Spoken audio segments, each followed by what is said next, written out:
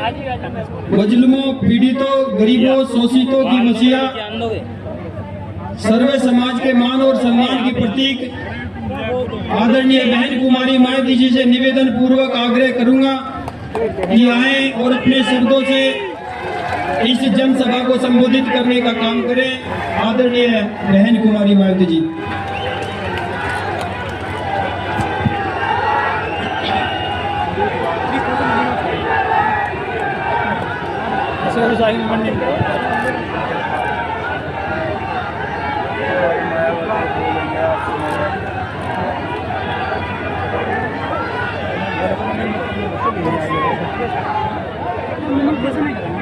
चुनावी जनसभा में इकट्ठा हुए बीएसपी इन्हीं लोगों के बने इस गठबंधन के सभी छोटे बड़े पदाधिकारी, नेता एवं कार्यकर्तागण, आज आप लोग यहाँ हरियाणा प्रदेश में विधानसभा के लिए हो रहे आम चुनाव में अपने गठबंधन के उम्मीदवारों के समर्थन में हमें सुनने के लिए यहाँ इकट्ठा हुए हैं। तो उसके लिए मैं आप सभी लोगों का हार्दिक दिल से आभार प्रकट करती हूँ, जिनको कामयाब बनाने के लिए भारतीय राष्ट्रीय लोकदल के वरिष्ठ राष्ट्रीय महासचिव चौधरी अभय चौटाला जी व इनके सभी साथीगण तथा बीएसपी के भी नेशनल कोऑर्डिनेटर श्री आकाश आनंद व यहाँ के संयोजक श्री रणधीर बेनीवाल और इनके भी सभी साथीगण पूरे जी जान से लगे हैं। और अब मैं आप लोगों का ध्यान यहाँ हरियाणा प्रदेश में विधानसभा के लिए हो रहे आम चुनाव में अपने इस बने गठबंधन की सरकार बनाने को लेकर कुछ जरूरी बातों की तरफ दिलाना चाहती हूँ। और इस संबंध में हमारी पार्टी का ये कहना है कि अपने देश को आजाद हुए वे भारतीय संविधान को भी लागू हुए अब वर्षों बीत चुके हैं। और इस लंबी अवधि में केंद्र व आपके हरियाणा प्रदेश में भी विभिन्न विरोधी पार्टियों की सरकारें रही हैं। लेकिन दुख की बात यह है कि इस दौरान आपके हरियाणा प्रदेश में भी यहाँ विरोधी पार्टियों की रही सरकारों में सर्व समाज में से खासकर दलितों, आदिवासियों, पिछड़े वर्गों, मुस्लिम व अन्य अक़लियतों के साथ साथ गरीबों, मजदूरों, किसानों, व्यापारियों एवं अन्य मेहनतकश लोगों का भी पूर्ण रूप से विकास व उत्थान आदि नहीं हो सका है। जिनकी सरकारों की गलत नीतियों एवं गलत कार्य प्रणाली आदि को अब इन्हें और ज्यादा आजमाने की जरूरत नहीं है। और इस मामले में खास तौर से मैं दलितों, आदिवासियों व अन्य पिछड़े वर्गों के लोगों को ये बताना चाहूंगी कि इन वर्गों को यानी कि पूरे देश में SC, ST और OBC, अनुसूचित जाति, जनजाति व अन्य पिछड़े वर्गों के लोगों को परम पूज्य बाबा साहब डॉक्टर भीमराव अम्बेडकर के कड़े संघर्ष एवं अथक प्रयासों से भारतीय संविधान में मिले कानूनी अधिकारों में से विशेषकर सरकारी नौकरियों में जो इन्हें आरक्षण की सुविधा मिली है, तो उसे यहाँ पहले कांग्रेस की और अब बीजेपी की तथा अन्य पार्टियों की भी रही सरकारों की जातिवादी सोच व मानसिकता के चलते इन्हें ये आरक्षण का पूरा लाभ नहीं मिल पा रहा है। ये पार्टियां इन्हें ये आरक्षण का पूरा लाभ नहीं दे पा रही हैं और अब तो इनके इस आरक्षण को ये पार्टियां मान्य कोर्ट की आड़ में इसे प्रभावहीन बनाने में व खत्म करने की भी पूरी कोशिश में लगी हुई है। और इसका खास उदाहरण दिनांक 1 अगस्त 2024 को माननीय सुप्रीम कोर्ट का दिया गया निर्णय फैसला है, जिसमें माननीय सुप्रीम कोर्ट ने SC व ST के आरक्षण में वर्गीकरण व क्रीमी लेयर आदि को लागू करने की बात कही और यदि इन वर्गों के आरक्षण के मामले में केंद्र की वर्तमान भाजपा सरकार की भी नीति व नीयत साफ होती तो फिर ये सरकार जो वर्तमान केंद्र की भाजपा सरकार है तो फिर ये सरकार माननीय सुप्रीम कोर्ट के आरक्षण को लेकर आए इस निर्णय को बिना कोई देरी किए हुए उसे निष्प्रभावी बनाने व पूर्व की स्थिति में लाने के लिए संसद का विशेष सत्र बुलाकर फिर संवैधानिक संशोधन विधेयक जरूर लाते।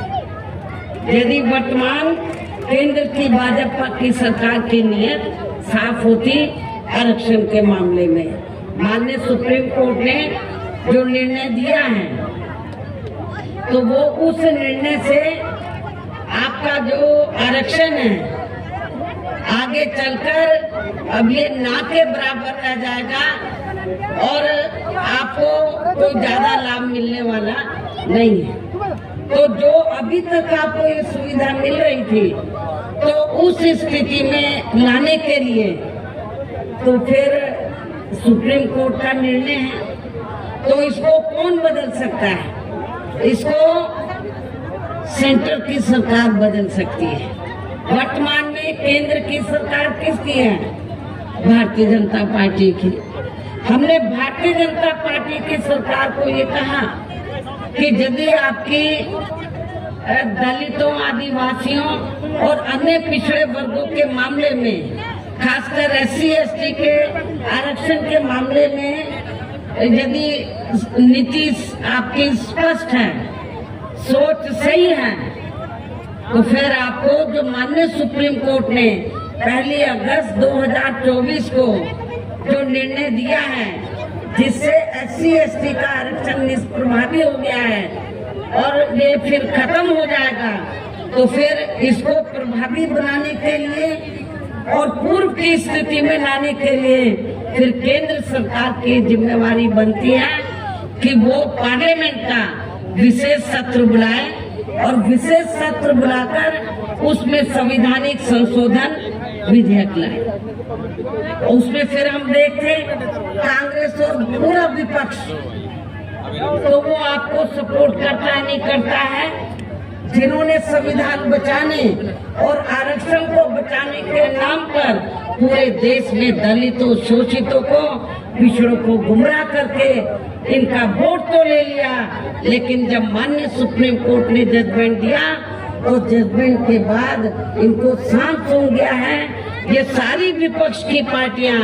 कांग्रेस और इनका इंडिया गठबंधन सब चुप है, कुछ बोलने के लिए तैयार नहीं। लेकिन हमारे लोगों ने भी बहुत बड़ी गलती की, उनके बहकावे में आ गए। संविधान बचाने के नाम पर, आरक्षण बचाने के नाम पर उनके बहकावे में आकर अपनी पार्टी BSP को भी किनारे कर दिया और इंडिया गठबंधन को वोट दे दिया लोकसभा चुनाव में। लेकिन अब क्या हो रहा है? चुनाव खत्म होने के बाद इंडिया गठबंधन को फायदा तो हो गया गुमराह करके आप लोगों को, लेकिन जब 1 अगस्त को निर्णय आया आरक्षण को लेकर कि जो शेड्यूल कास्ट के लोग हैं,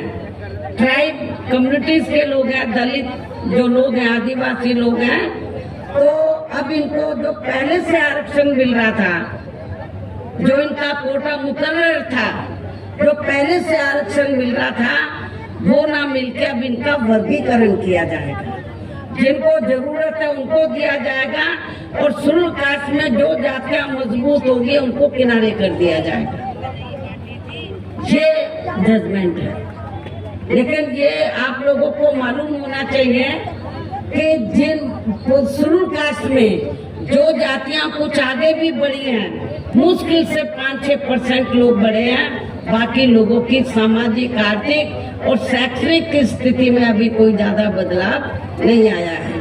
इसलिए इनके वर्गीकरण की अभी जरूरत नहीं है, बल्कि जो पूर्व में जैसी स्थिति बनी थी इनको सबको अभी पूरा आरक्षण देने की जरूरत है। लेकिन जब हमने इसके खिलाफ आवाज उठाई तो फिर सारी पार्टियां चुप हो गई।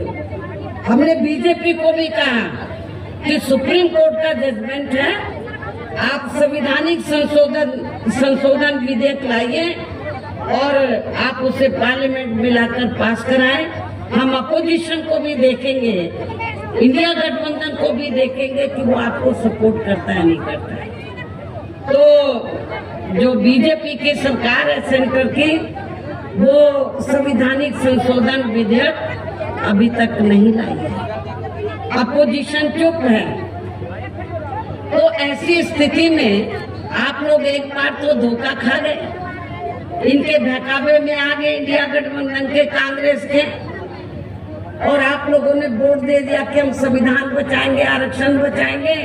जब माननीय सुप्रीम कोर्ट ने आपके आरक्षण पर चोट मारी तो ये सारी पार्टियां चुप हो गई। ये कहती तो है कि हम आरक्षण के पक्ष में हैं, लेकिन माननीय सुप्रीम कोर्ट ने जो जजमेंट दिया उसको लेकर ये कुछ भी बोलने के लिए तैयार नहीं है। इतना ही नहीं, बल्कि इसके लिए कांग्रेस व इनके इंडी गठबंधन ने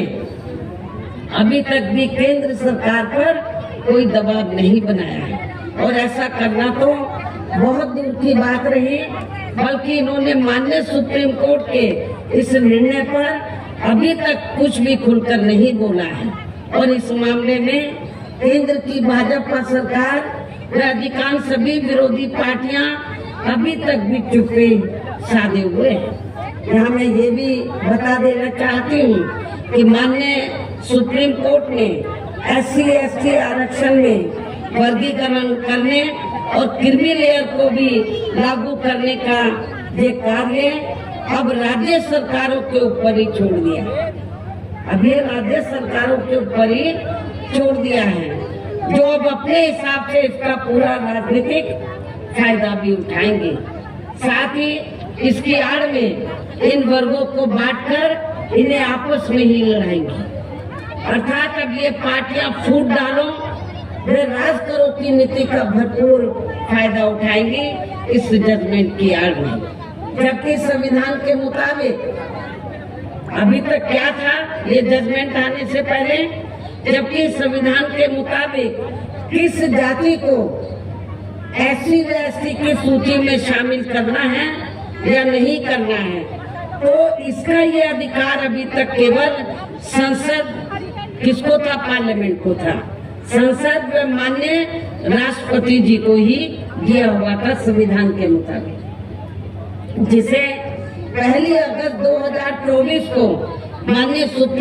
सुप्रीम कोर्ट के आए निर्णय के जरिए इसे अब वापिस लेकर सीधे ही राज्य सरकारों को दे दिया, जिससे अब इन वर्गों के साथ काफी ज्यादती होगी। अर्थात इनका अब ये आरक्षण ना के बराबर ही रह जाएगा। दलितों का, आदिवासियों का जो आरक्षण है वो ना के बराबर ही रह जाएगा। और अब तो कांग्रेस के श्री राहुल गांधी ने भी विदेश में जाकर इनके सभी आरक्षण को आगे वक्त आने पर खत्म करने का भी ऐलान कर दिया है। इसलिए इन वर्गों के लोगों को बाबा साहब डॉक्टर भीमराव अंबेडकर द्वारा जो इन्हें आरक्षण का ये संवैधानिक अधिकार मिला है, तो इसे बचाने के लिए अब यहाँ हरियाणा प्रदेश में हो रहे विधानसभा चुनाव में इन वर्गों को, ऐसी सभी आरक्षण विरोधी पार्टियों को अपना कतई भी वोट नहीं देना है। जो ये पार्टियां माननीय सुप्रीम कोर्ट के आए इस निर्णय को बिल्कुल भी बदलने के लिए तैयार नजर नहीं आती हैं, ना तो भारतीय जनता पार्टी और ना ही कांग्रेस पार्टी का इंडिया गठबंधन। अर्थात इस मामले में केवल ये पार्टियां इन वर्गों को गुमराह करने में ही लगी है। ऐसी स्थिति में अब इन वर्गों को यहाँ विधानसभा के हो रहे आम चुनाव में अपने बने इस गठबंधन की ही सरकार बनाकर, क्योंकि ये लोग जो जजमेंट आया माननीय सुप्रीम कोर्ट का रिजर्वेशन